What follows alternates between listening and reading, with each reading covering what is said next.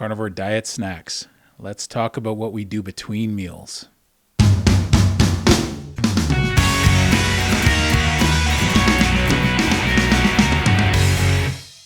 What's shaking bacon? My name's Bruno Panucci. I'm going to start with a bit of an update today. So I'm going to try and keep the editing to as low as possible in this video because I'm in a bit of a time crunch. We're going to start with an update before we get into the carnivore snacks. This update's kind of interesting because in the last couple days, I've noticed I've been getting full off my 3 meals a day. I haven't even been snacking. So my plan from April, May, and June, and potentially I was going to stretch it out into July, was originally 1 pound of ground beef at breakfast, 1 pound at lunch, 1 pound at dinner, and half a pound in between those meals. And if I needed more at the end of the day, because maybe of a heavy workout or a more active day, I would give myself half a pound, because the whole point of what I've been doing is trying to shrink my stomach a little bit because I can eat a lot all at once. So I originally started with lean ground beef, but what's been happening is in the last 2 weeks now, I've switched to a regular ground beef. So it's got a higher fat content. And as I mentioned in my last video, I've been sleeping much better. The other thing I've noticed is I'm getting full off 3 pounds of meat in a day. I don't even feel like having those snacks through the day. I'd really be forcing it. So I'm interested to see what's happening. I'm probably down half an inch to an inch of my waist. And I know that because there's a pair of pants I've always had. They're a pair of cargo pants. And I know they're not in fashion right now. But what happens is they have a click button. The button would always pop open because the pants were always too tight. So the last time I was at the size, it was 2015. And I put them on just the other day, and they were tight, but the button didn't pop open. Now, the last time I tried them about 6 weeks ago, the button would pop open. So I'm actually a little bit lower than I've been since 2015. So I feel like my waistline is going in the right direction. Still slow, but I don't know if that difference has been since the beginning of April when I started eating this way, or if it's been in the last week and a half to 2 weeks since I've been having a more regular ground beef in my diet instead of lean ground beef. What's been happening in the last couple days is I just can't eat as much.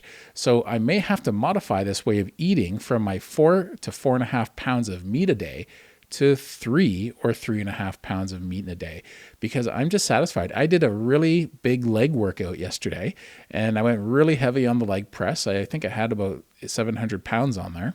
I was doing some sets of that.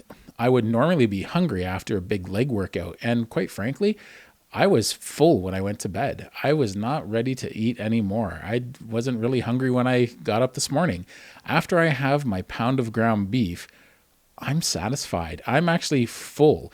And so it could be my stomach shrinking. Now, I was consulting with someone and they were concerned maybe my metabolism has slowed down. So instead of waiting another month to get one of my bod pod exams, I'm going to try pushing that up to sometime in the next week if I can, because I want to see if there's been any substantial change in my lean mass or body fat percentage. I know 3 pounds of regular ground beef is still more than enough protein for me to make sure I meet all of my requirements. So the one thing we have to watch for is that I'm digesting everything properly. So I'm probably going to be doing some tests, both stool, urine, and blood, to see how my digestion is doing and how my metabolism is doing and just how my numbers are doing in general. I want to see if I can tweak my thyroid.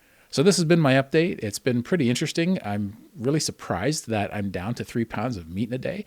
It might slow down my weight loss even more because it has been pretty slow the last 6 months. Now, it's been a good quality weight loss because I've only been burning fat and no lean mass. However, I am interested in seeing the effects this is going to have. It might speed up my weight loss. It might slow down my weight loss. I might plateau for a while. So it all depends on what my resting metabolic rate is as well as my body fat percentage. I want to see how all this works together. So it's probably a good time to get that tested. But as far as the topic at hand goes today, we're going to discuss some different snack foods you can have when you're doing a carnivore diet. Because if there's one thing some people miss is having snack foods. Now, it's pretty interesting because when you leave from a regular standard American diet and you like having munchies at the end of the day and you go to a carnivore diet, you don't really get the urge for munchies like you used to. But it can be rather tempting because it's a force of habit sometimes at the end of the day. I found personally, I never really had munchies. I just had cravings for food and lots of it. So some people, it's a real struggle because it's become a habit as much as anything. So what are some of those snacks and foods that you can have as you're transitioning over to a carnivore diet? Because eventually those cravings are probably going to minimize or go away, and you're not going to go through those windows of time where you're going to want something to munch on and have snacks, because you're just going to be satisfied all the time. In fact, most carnivores, will tell you, they go down to 1 or 2 meals a day.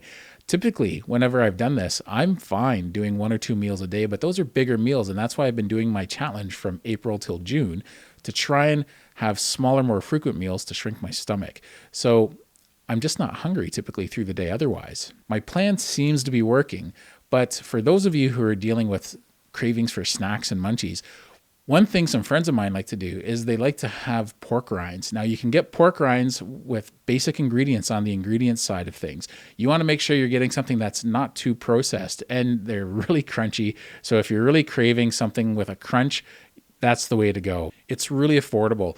Now, there's also Carnivore Crisps. Carnivore Crisps are apparently really addictive. They're really good, but quite frankly, they're really expensive. I don't know if I'm just cheap or I'm thrifty, but I look at that and I think, wow, like without spending much money, I can turn around and get a lot of regular ground beef or lean ground beef or really nice steaks for the price I'm paying for one of those bags. Now, if I dealt with getting the munchies on a more frequent basis, I'd probably want something like that at hand. Carnivore Crisps are just dehydrated meat and salt. That's it. So it's really nice. There's no artificial flavors or there's no preservatives in it. So most people who have those really tend to swear by them. And when it comes to those pork rinds, you can get them almost anywhere. I think Costco even carries a big container of pork rinds. The nice thing about those is they're options that are available to everyone anywhere. Now, something I was doing a while ago before I was doing Lion Diet, because I do Lion Diet on and off, and I go back to regular carnivore, and I find leftover bacon.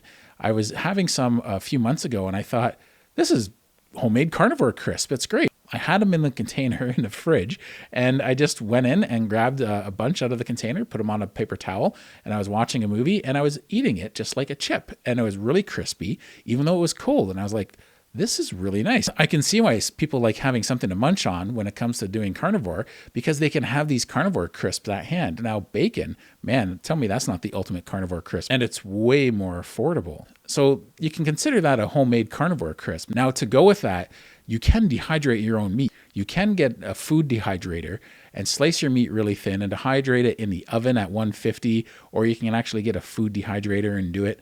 And the nice thing about that is it's going to be way more affordable.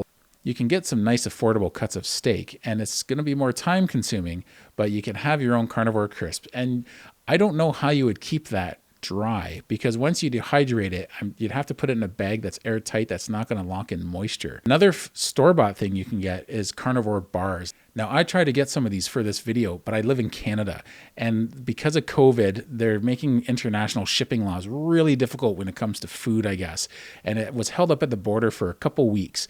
Unfortunately, it got sent back, and I'm supposed to be getting a refund. So I was pretty bummed out about that, because I've heard so many good things about it. But I've also heard it's not really for everyone. So I'm not really one to eat just straight tallow. And those bars are like 80% tallow.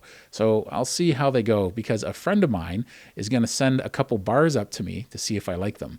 So I'm looking forward to that. So one day soon, I hope to do a little video on eating those Carnivore Bars and what my actual opinion of them is. I'm going to try one really cold, and I'm going to try one room temperature.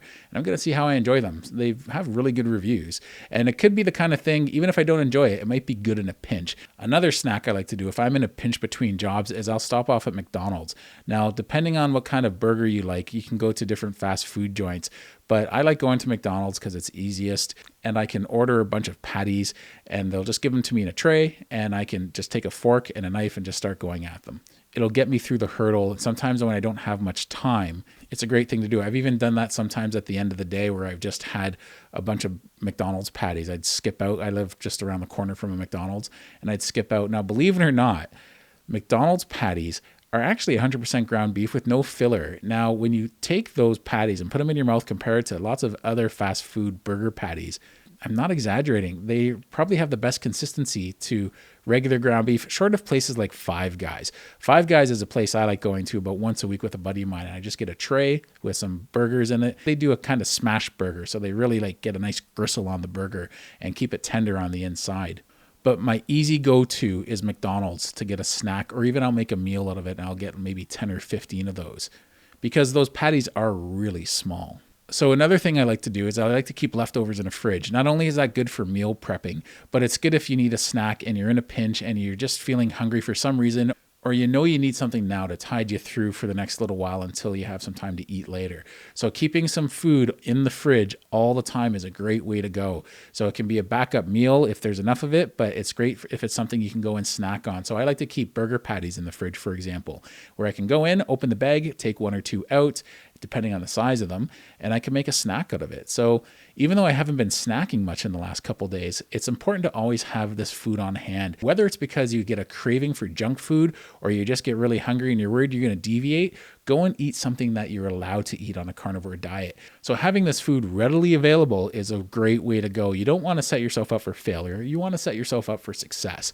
And having food easily accessible when you do this way of eating is honestly the best way to go. You don't want to just stick with your meals. You want to have food at hand anytime, especially in the first little while if you're feeling weak, because that way you can substitute your cravings for chips or some munchies with bacon or carnivore bars or carnivore crisps or pork rinds, burger patties, you name it. There's lots of different things you can keep around. Some need to be refrigerated, some don't. Those carnivore bars and the carnivore crisps are great because you can take them anywhere and you don't have to worry about if they get hot or cold. Same with the pork rinds as well. But I'm a big believer on just eating enough. If you make sure to eat enough on a regular basis, you're probably not going to get these cravings for munchies nearly as much. Stay satisfied and full, comfortably full, as you can on the food you're allowed to eat, so that will help manage these cravings and snacks. So having carnivore snack foods around at any given point is a great way to go, because sometimes things pop up in the day and you get some last minute plans where you got to leave, and it's nice to be able to reach in the fridge and just grab something before you go.